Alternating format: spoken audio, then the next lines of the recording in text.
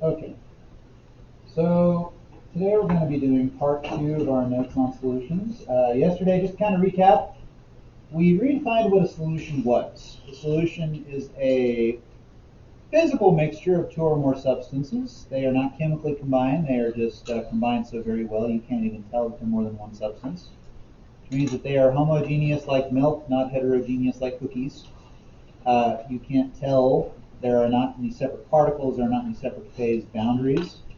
Learned yesterday about the different parts of a solution. We learned that solutions are made up of a solvent and a solute. The solvent is the substance that does the dissolving. The solute is the stuff that gets dissolved. Mentioned in passing that water is referred to as the universal solvent because it can dissolve a lot of things, except for the things it can't. We're going to touch on that again today in just a minute. We totally skipped this part down here because I don't care. We also talked about some different kinds of mixtures that are not solutions. These would be heterogeneous mixtures like suspensions with big chunks and colloids with tiny chunks that only show up when you shine a laser light at them. That's called the Tyndall effect. We talked a little bit about different strengths of solutions. If a solution is very weak, it doesn't have very much solute dissolved in it, we say that it's dilute. If it has a lot more dissolved in it, we say that it's strong or more concentrated. Also talked about 3 different categories of solution. An unsaturated solution is one where some solute is dissolved, but more can be dissolved. It's not full yet. Saturated solution is one where it is completely and totally dissolved, and no more can dissolve unless you cheat and you heat it up. And then when you heat it up, you can dissolve as much as you want to, and when it cools back down, it stays dissolved unless a physical disturbance happens. Now, that's where I want to see if the thingy that I was getting ready for you is ready to show to you. So I'm going to get one under the camera, and then I'll have some more for y'all to actually have hands on. Let's see if it's ready yet. Okay, so I'm going to use on camera. Okay. Who knows what this is? It looks a little like an ice pack, right? Okay. It's kind of a little plastic envelope with goop in it, and there's a little floaty disc. What we've got right here, this is actually a supersaturated solution of, what is that again? Sodium acetate. Okay. It's non-toxic. So, I mean, if you were to like open this up and drink it, it probably wouldn't kill you, but I wouldn't recommend it. And there's a little disc inside there. Now the little disc inside there, what I'm going to do is I'm going to bend the little disc, and I think for this to work, I need to have like a dark background. So let me try to find something that's a little bit darker than the white paper. That'll work. Okay, that show up a little better. Okay, so I'm going to take this little disc in here and I'm going to bend it, and I want you to watch what happens to it, and then I'll give some out to y'all to check out any of it after the recording. Okay, there it is. Wow. It's changing the color of the paper. Well, I'm gonna kind of hold this up, and I want you guys to see. It's not the paper. It's not color. It's not the paper, okay? It's gotten stiff. Because what happened there is I had a supersaturated solution, but I physically disturbed it by bending that little disc, and that caused all that extra sodium acetate that was dissolved in there to come out of solution. And there's more to it than that. Right? Hold on to that. How's it feel? Warm. It feels warm. This is a reusable hand warmer. Okay? That's cool. And it's giving off heat right now that it wasn't giving off a second ago before we bent that and let those crystals come out. You can pass that around, let everybody get a good feel for it. Don't put it on your face, though. That's gross. I have to tell people this because somebody does it every year. And I say reusable because after it stops releasing heat, all you have to do is toss that thing into a pot and boil it, and it'll redissolve all those crystals. And then once they're redissolved, you let it cool back down, and you can use it again and again and again, pretty much a limitless number of times. I have this. Okay. Like I said, I've got some more for y'all to check out and play with and actually see hands-on when we get a chance to. But coming back to our note page right here, we might put in kind of a little arrow coming from supersaturated back down to saturated.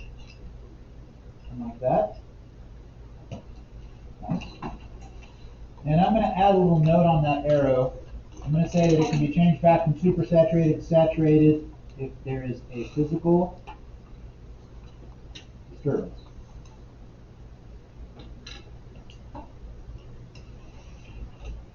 Okay? Like what we did with that right there, you just saw me bend a little disc. I physically disturbed the contents of the package, and it started coming back out of solution. After a while, the heat will go away, and this will be pretty much solid.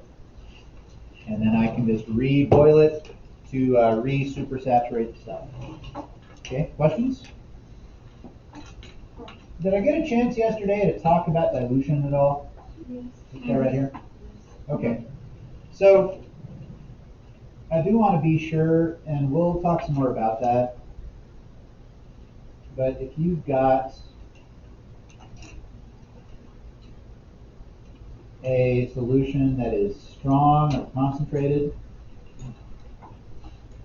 and you're trying to make it less concentrated, then it's just the molar concentration of the first one times the volume of the first one equals molar concentration after it's dilute times the volume after it's dilute. So, for example, I've got up on the board right there, if I've got 12 molar acid, and I want to dilute it down to 2 molar, actually let me just put this, I'll find a space for it actually on the back. I've got like some 12 molar acid, which is going to be concentrated. And I want to dilute it down to where it's just 2 molar, for it to be more dilute, safer to work with. Let's say that I want to make 5,000 milliliters of this dilute solution for my students to use, okay?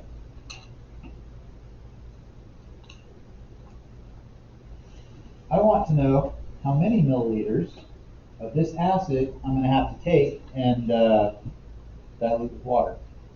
So what I'm going to do is I'm going to set this up. M1 times V1 equals M2 times V2.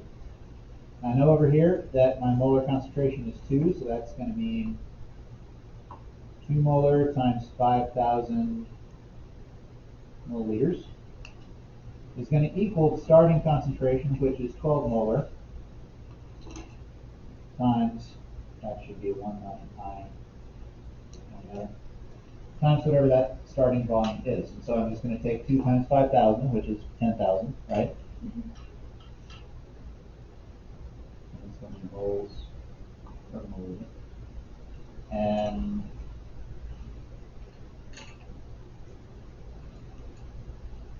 I'm going to divide this by that 12. So 10,000 divided by 12 means it's going to be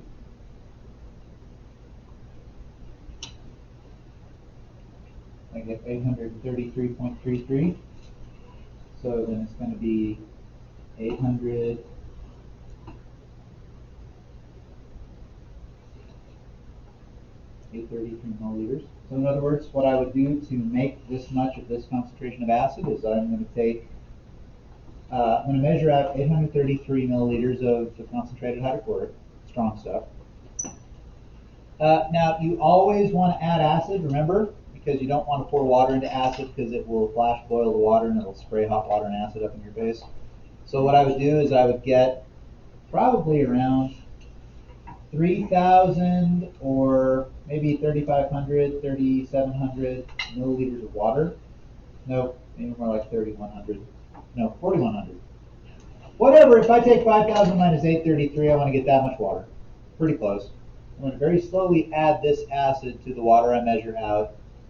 As I'm adding it, it's going to give off heat. I'm going to stir it and add it very, very slowly so the heat dissipates without boiling.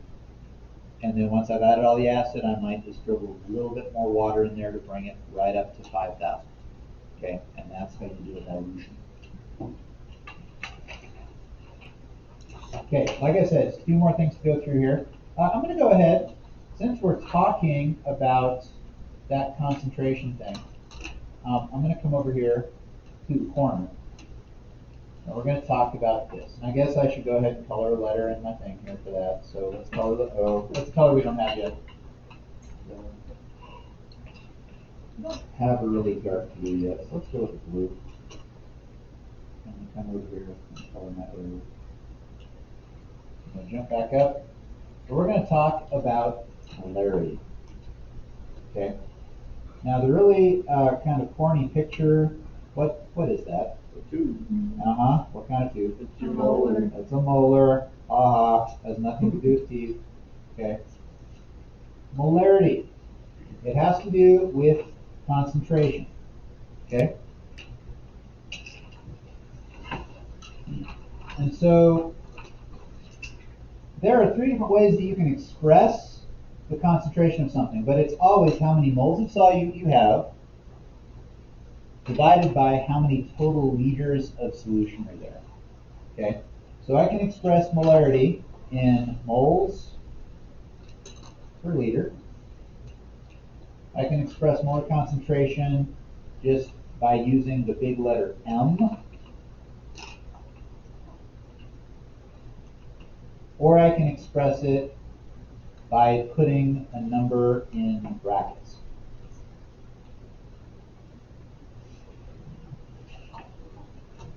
So for instance, three different ways that I can express that 12 molar concentrated hydrochloric acid is I can do 12 moles per liter. I can do 12 with a big M, like you saw in the example, or I can just take some brackets and put a 12 inside of it. All different ways of saying the same thing. You're going to probably see all three of those. Okay. Now, there's other ways of expressing how concentrated a solution is. This one down here in the corner that I told you we're going to ignore is molality.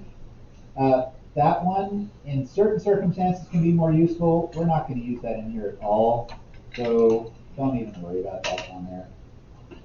It's a thing, but it's not a thing that we really care to spend any time on. Okay. Now I mentioned that water is the universal solvent because it can dissolve a lot of things except what it can't dissolve, and that's going to be the next thing I want to talk about. I want to talk about what causes something to be able to dissolve something else. Now, can you, off the top of your head, think of something that water will not mix with? Oil. Does not mix with oil. Okay? You guys all know that, right? If you take oil, you take water, you can put them on there and the oil floats on top. You can even shake them up real good to mix them up and they'll separate themselves back out. There's a reason for that. So that's going to be what I go to next. Let's go. Help me out here. Kind of colorblind. What's another one we need? We need an orange, right? Go with a nice orange. I think that's an orange. All right. Or brown. Brown works. Okay. So for this, I'm going to come up here and I'm going to talk about different kinds of solutes and solvents. And the two big words I want you to look at here is the word polar. And we're going to add on to this here where it says non. We're going to write non-polar.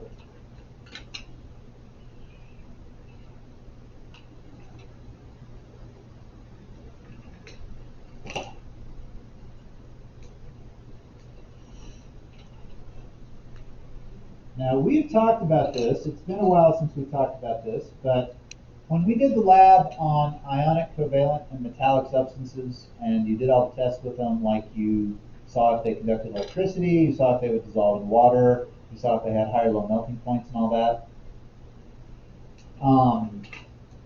The things that would dissolve in water because water is a polar solvent.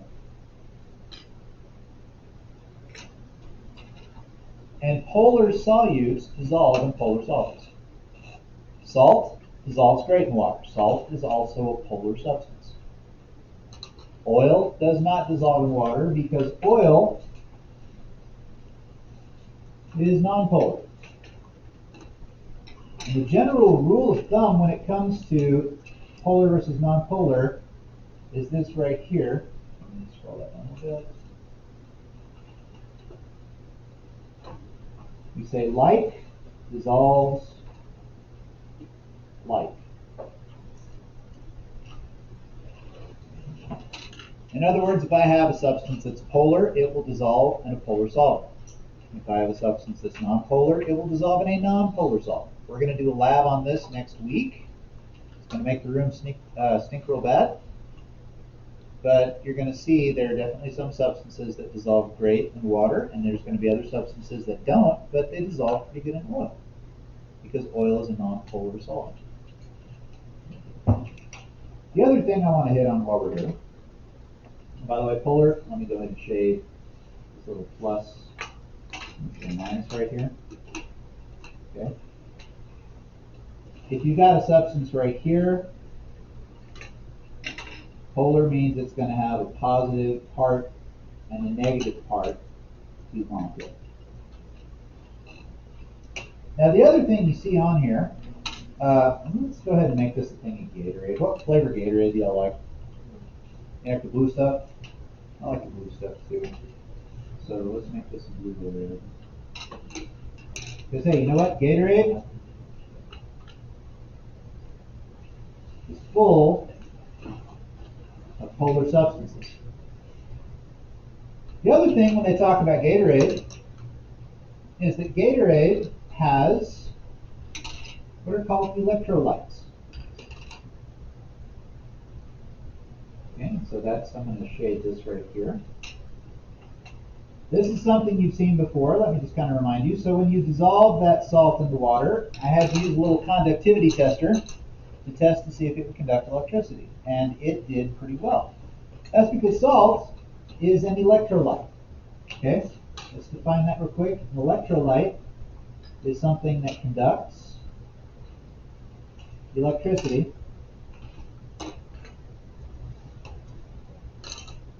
when it's dissolved.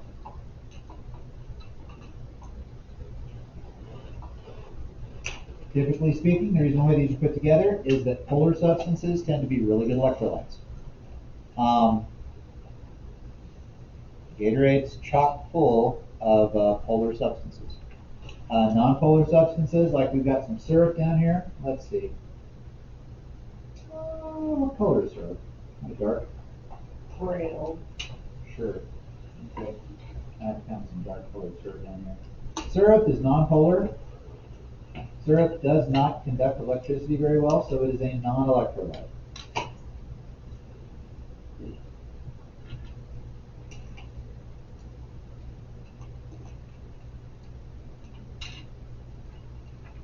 Questions about any of those so far? We got one more thing to cover, say one more thing.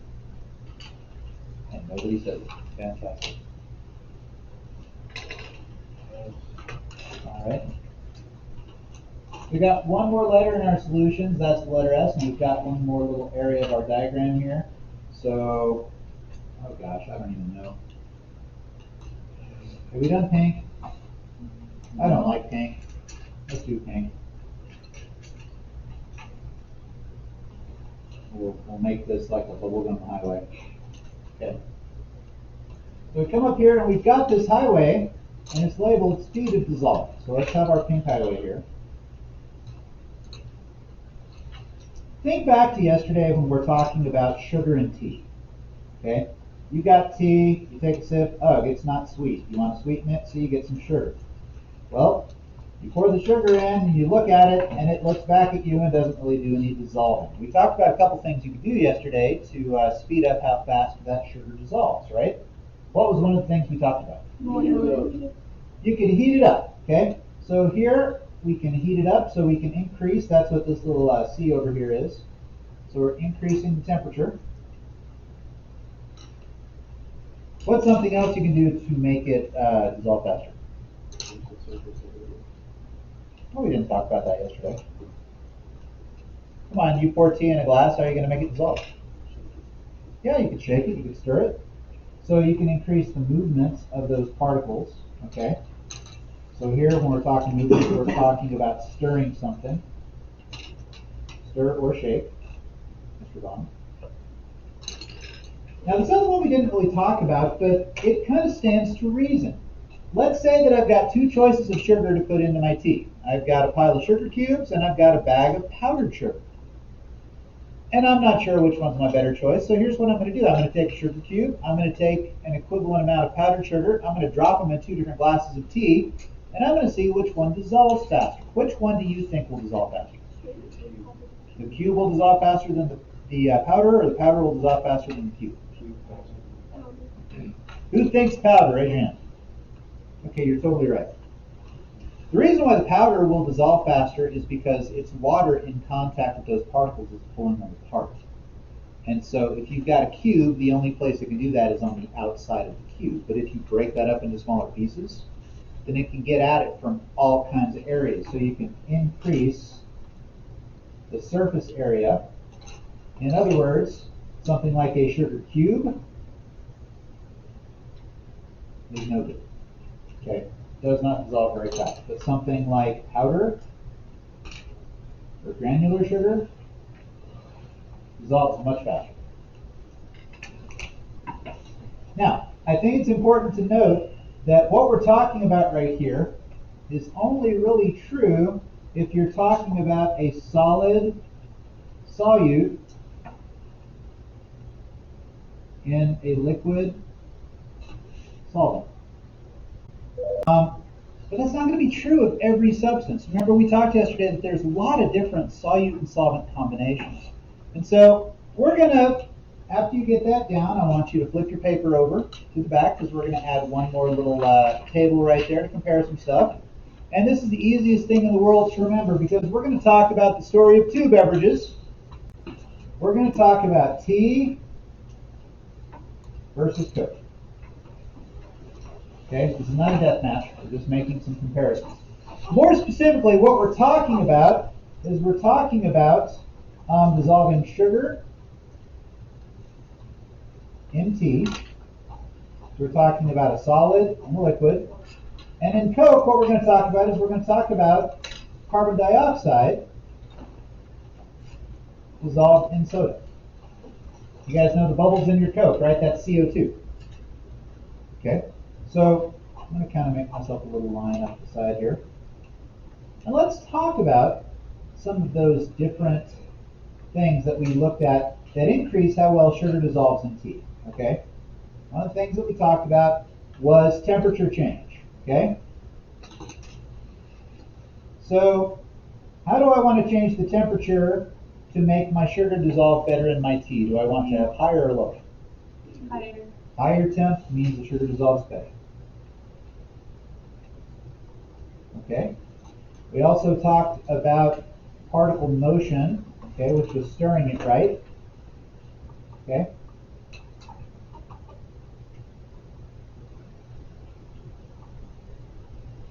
So, does the sugar dissolve better if I have more or less motion? More. Okay. So more motion means it dissolves better. Okay. The third one there had to do with particle size or surface area. I'm going to say particle size. So do smaller particles dissolve faster or larger particles? Smaller. Smaller particles. Okay, so small particles. And I'm going to kind of put in here, so more surface area. Okay? Now I want to kind of challenge your thinking, because when we're talking about solid dissolving in a liquid, all three of those things are true. What if I'm talking about a gas dissolved in a liquid, which is what you have when you have a Coke? And I've got a couple Cokes here. Okay, so we got hot and we got cold. I'll see those all right? Let's say hot, cold. Okay, so let's look at the things on our table here. So first of all, temperature. Solids dissolve better in liquids at a higher temperature. Now, what do you think about gases in a liquid? Do you think that gases stay dissolved better in a hot liquid or in a cold liquid? Cold. You think cold? What's your evidence? Okay, the particles are not moving as fast, that's true. But so what's our evidence going to be? When I open these, which one should fizz more, do you think? The cold liquid. The cold one will fizz more, okay? Let's find out, okay? So hot one, here we go. Cold. It's kind of hard to see on camera. Which one's got more fizz? The hot. And it's still fizzing. Check that out. Okay? So, let me tighten this back up real quick. So, you predicted that we'd have more fizz with the cold, right? Yes. But think about what's going on here. Which one is keeping more gas dissolved, meaning that the gas is not coming out of solution? The hot. The cold. So it's staying dissolved, the gas is staying dissolved better in the cold. It's not fizzing. In the hot one, it's fizzing more, which means less is able to stay dissolved. So let's come to our table here. And where it says temperature, if we want CO2 to dissolve better in our Coke, we want to have low temperature.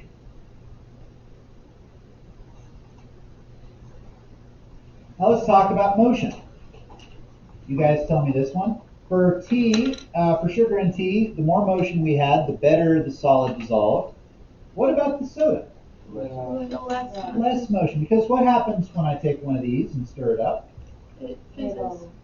It fizzes, right? Ooh, that is really hard and really long. It's kind of split on me. Probably not. If it does, that's going to be funny though, right? Okay.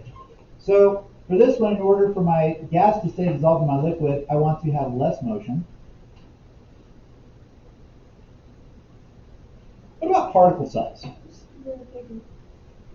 Does particle size, if we're talking about a gas, are we talking about gas particles? No. Not so much. Gases, all the particles are way spread out, right? Yeah. So guess what? Doesn't really have any effect. It's not applicable. But let me ask you something else. What is something else that I did to these Cokes that caused them both to fizz in the first place? I opened them. When you open a Coke, what about the contents of that bottle are you changing? The pressure. The pressure. So, pressure is a factor. Now, when we're talking about sugar dissolved in tea, the pressure doesn't really have any effect on things. But when we're talking about gas dissolved in liquid, does the gas stay dissolved better, meaning it doesn't fizz when it's under high pressure or when it's under low pressure? High pressure. Because when I open up the bottle, what am I doing to that pressure? Releasing it. I'm releasing it, so I decrease the pressure so it fizzes more. So for a gas dissolved in the liquid, high pressure helps it to stay dissolved better. So if you're going to keep these straight, and I do expect that you're going to need to keep these straight, about the rules for how well things dissolve in liquids, just think about tea and Coke. Think about the sugar in your tea, that's your solid in your liquid, and think about bubbles in your Coke, that's your gas in your liquid. Questions? Okay. So that is going to lead us into our next activity. But before we go to our next activity, I'm going to go ahead and stop the video here.